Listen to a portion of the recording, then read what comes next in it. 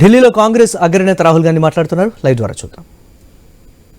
Corporate India में आपका एक आदमी क्यों नहीं है, औरत क्यों नहीं है? मीडिया के एंकर्स की लिस्ट निकालो, ओबीसी नाम दिखा दो मुझे, कहां है? बड़े बड़े पत्रकारों के नाम निकालो, ओबीसी कहां है, कौन है वहां पे? अदानी ओबीसी है क्या? आपकी पूरी की पूरी जमीन उसको दी जा रही है, पूरी की पूरी आपकी जमीन ओबीसी दलित आदिवासियों की जमीन छीन छीन कर अदानी को दी जा रही है, अंबानी को दी जा रही है, टाटा को दी जा रही है, इन लोगों को दी जा रही है. इनके सिस्टम में कोई ओबीसी है ही नहीं, दलित है ही नहीं, आदिवासी है ही नहीं. तो इसलिए हमने कहा है सबसे पहले जहां भी हमारी सरकार होगी वहां जाति जनगणना होगा, एक्सरे होगा, एमआरआई होगा. हमें पता लगाना है ओबीसी कितने हैं, कहां हैं, क्या करते हैं, कितनी भागीदारी है, कितना पैसा है, ये हम सब जानना चाहते हैं. दूसरी बात, जैसे ही जाति जनगणना होता है वैसे ही 50% की दीवार वहीं टूट जाती है. तेलंगाना के चीफ मिनिस्टर ने जाति जनगणना के होने के एकदम बाद अपने आप 50% की दीवार तोड़ दी और उन्होंने कहा कि भाई, मैंने उनसे पूछा, उन्होंने कहा राहुल जी, जब मैंने ये देखा मेरे सामने कोई ऑप्शन ही नहीं है, मुझे ये करना पड़ा क्योंकि मुझे अन्याय दिखा. कल भाषण में उन्होंने बोला तो पहला काम जाति जनगणना जहां भी हमारी सरकार होगी, 50% की दीवार जहां भी हमारी सरकार होगी, और दूसरा काम नेशनल लेवल पे, ये दोनों काम.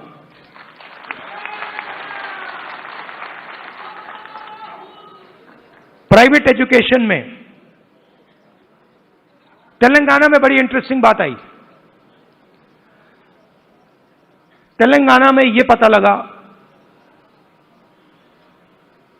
कि अगर किसी व्यक्ति के पास शिक्षा है तो वो तेजी से आगे बढ़ता है. Education is critical to progress.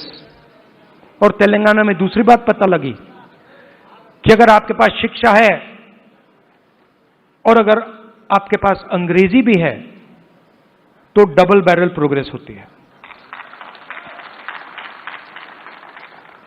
BJP के नेता कहते हैं अंग्रेजी को हम हिंदुस्तान से मिटा देंगे. नहीं, मगर आप उनसे एक बात पूछिए, आप अंग्रेजी मिटाना चाहते हो मगर आपके बच्चे कहां पढ़ते हैं? आपके बच्चे क्या हिंदी मीडियम में पढ़ते हैं या इंग्लिश मीडियम में पढ़ते हैं? आपके बच्चे क्या लंदन में पढ़ते हैं, अमेरिका में पढ़ते हैं, वहां क्या हिंदी में पढ़ते हैं वो? नहीं. तो रीजनल लैंग्वेज, रीजनल भाषा, हिंदी, तमिल, ये सब जरूरी है. बंगाली, पंजाबी, कन्नड़ा, ये सब जरूरी है, मगर उसके बिल्कुल साइड में अंग्रेजी भी जरूरी है. इसीलिए हमारा तीसरा मुद्दा, reservation in private education institutions. मतलब प्राइवेट एजुकेशन सिस्टम में दलितों को, आदिवासियों को, पिछड़ों को रिजर्वेशन. तो ये एक प्रकार से ओबीसी वर्ग के लिए एक पैकेज है. एक कमी रही है जिसको थोड़ा सा आज हमने डेंट मारा है. देखिए, ये जो कांग्रेस पार्टी है ना, ये आपकी भी पार्टी है, हमारी ही है, तो इसकी लगाम आपको पकड़नी पड़ेगी. हमारे सीनियर लीडर बैठे हैं, सिद्धरामैया जी बैठे हैं, चीफ मिनिस्टर हैं, बघेल जी हैं, गेहलोत जी हैं, पायलट जी हैं, नारायण स्वामी जी हैं। ये आइकॉन्स हैं आपके, ये आइकॉन्स हैं। मगर हमें ऐसे और आइकॉन्स चाहिए। इन 3-4 लोगों से नहीं होगा काम।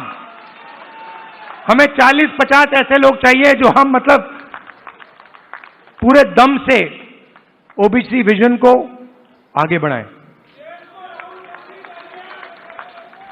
और आखिरी बात, आप राहुल गांधी बोलते रहते हो, मगर राहुल गांधी, आपकी शक्ति के बिना राहुल गांधी कुछ नहीं है।